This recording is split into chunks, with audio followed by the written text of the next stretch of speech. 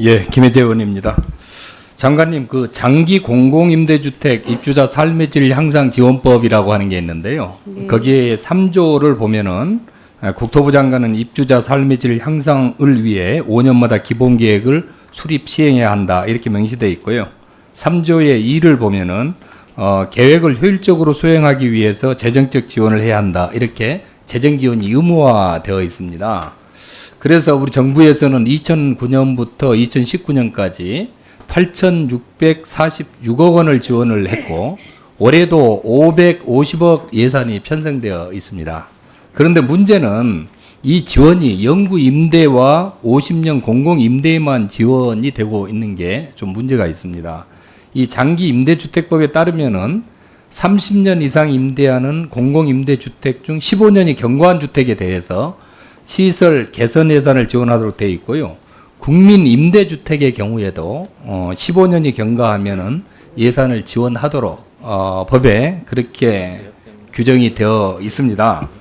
그런데 이 국민 임대주택의 경우에는 2001년에 최초에 이제 입주가 되었기 때문에 사실 2017년부터는 국민 임대주택도 시설 개선 대상에 포함이 됩니다. 그래서 여기도 반드시 예산 지원이 돼야 되는 그런 상황인데 지금까지 한 푼도 국민 임대주택에 대한 시설 개선 예산이 지원된 적이 없습니다.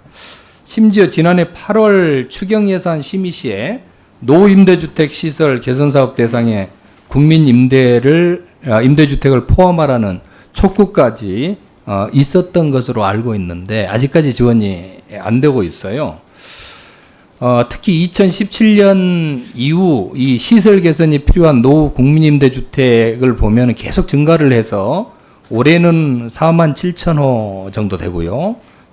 21년에는 7만 호, 22년에는 10만 호가 이 시설 개선 대상이 됩니다. 그렇다면은 이 수선 유지비가 기하급수적으로 계속 늘어날 것으로 예상이 돼서 지금부터라도 지원이 이루어져야 될 것 같습니다. 그런데 이 사항에 대해서 기재부에서는 계속해서 특별 수선 충당금으로 시설 개선이 가능하다고 하면서 지금 지원을 안고 있고요.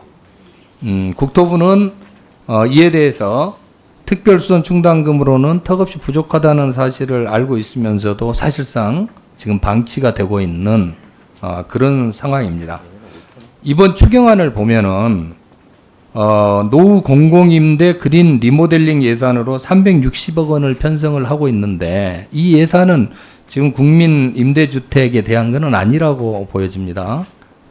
그래서 이 추경 예산 360억 원 외에 국민 임대주택 주거 환경 개선 및 에너지 절감 등을 위해서 한 50억 정도 더 추가로 추경 예산을 편성할 필요가 있다 이렇게 보고 있고요. 내년 예산에 국민 임대주택에 대한 지원도 반드시 이루어져야 된다. 예산 편성에서 이런 생각이 드는데 장관님 생각은 어떠신지요? 네. 의원님께서 이제 지적하시는 그 안타까운 심정에 대해서 충분히 공감을 합니다. 그런데 그 사실상 예산의 제약 때문에 대상을 그 영구임대주택이나 50년 임대 이런데 그 우선적으로 집행할 수밖에 없었다는 점을 말씀을 드리고요. 이번에 저희가 이제 그린 리모델링 예산을 통해서 이제 일부의 공공임대주택에 대한 사업을 하는데요. 내년에 저희가 이제 그린 리모델링 사업 예산이 5천억 정도 지금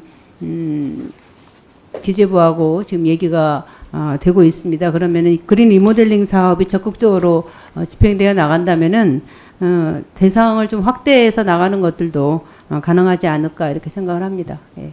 예, 장관님 이게 법의 의무사항으로 돼 있기 때문에 네. 그거를 이행하지 않는 것 자체가 좀 문제가 될 수가 있습니다. 적극 네.